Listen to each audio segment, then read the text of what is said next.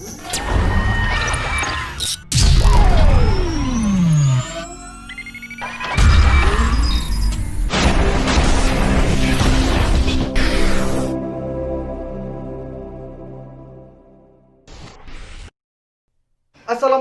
warahmatullahi wabarakatuh. Alhamdulillah dapat berjumpa dengan anak semua walaupun menggunakan via grup WA. Semoga anak-anak semua dalam keadaan baik dan jaga terus kesehatan. Jangan lupa jika beraktivitas di luar rumah silakan menggunakan masker. Sebelum memulai pelajaran pada pagi hari ini, marilah kita berdoa agar rezeki dan ilmu yang bermanfaat mengalir di diri kita.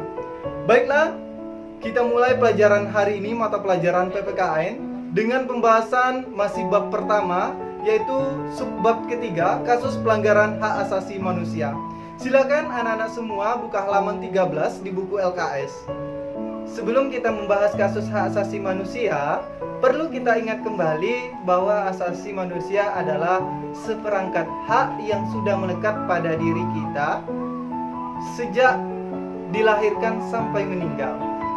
Jadi undang-undang yang mengatur hak asasi manusia adalah Undang-Undang Nomor 39 Tahun 99. Faktor yang menyebabkan pelanggaran hak asasi manusia, sebagaimana kita ketahui, pada perkembangan zaman saat ini masih banyak terjadi hal-hal yang bersifat melanggar atau mencabut hak asasi manusia seseorang.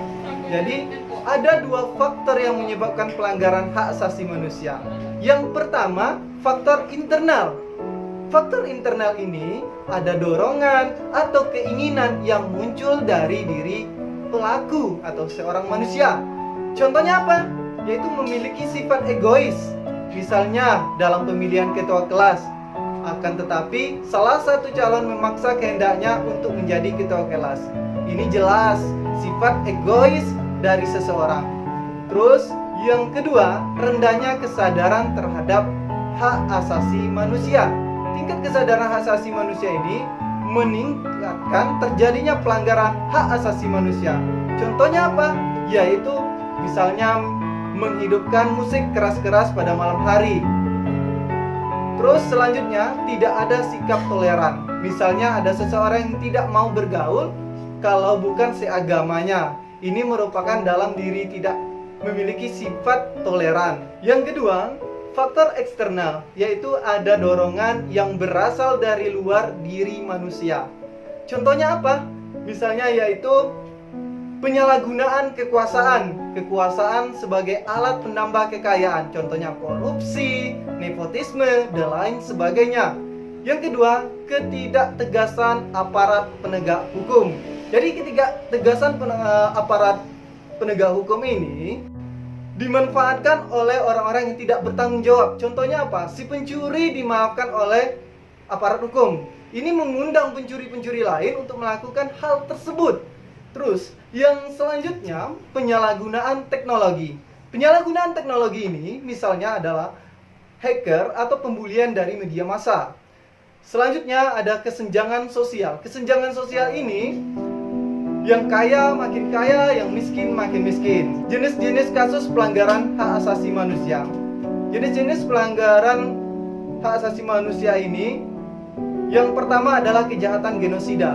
Kejahatan genosida ini setiap perbuatan yang dilakukan dengan maksud yang menghancurkan atau memusnahkan seluruh atau sebagian kelompok bangsa, ras, kelompok etnis, kelompok agama dengan cara membunuh anggota kelompok. Terus mengakibatkan penderitaan fisik atau mental yang berat terhadap anggota-anggota kelompoknya. Yang ketiga, menciptakan kondisi kehidupan kelompok yang mengakibatkan kemusnahan secara fisik baik seluruh atau sebagiannya. Yang kedua itu kejahatan terhadap kemanusiaan. Salah satu perbuatan yang dilakukan sebagai bagian dari serangan yang meluas atau sistematik yang diketahui bahwa serangan tersebut ditunjukkan secara langsung terhadap penduduk sivil berupa pembunuhan, pemusnahan, perbudakan, pengusiran atau pemindahan penduduk secara paksa. Perampasan kemerdekaan atau perampasan kebiasaan fisik seseorang atau sewenang-wenangan yang melanggar asas-asas ketentuan pokok hukum internasional dan penyiksaan, kejahatan perang, agresi, dan pembajakan kapal. Berikutnya ada kasus pelanggaran hak asasi manusia di dunia internasional. Apa saja? Contohnya, penjajahan Indonesia merupakan salah satu korban dari penjajahan dari negara asing.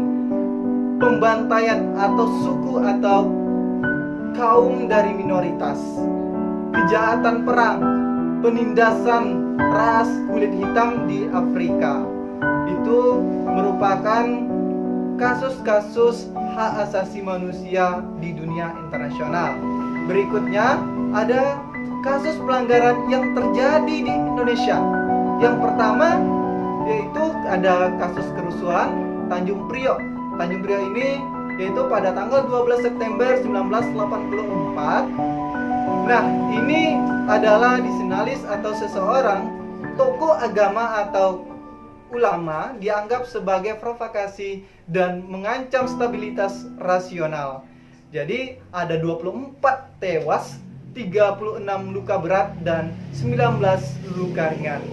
Yang kedua itu adalah kasus Marsina, dan yang ketiga kasus penembakan wartawan Bernas yang bernama Udin.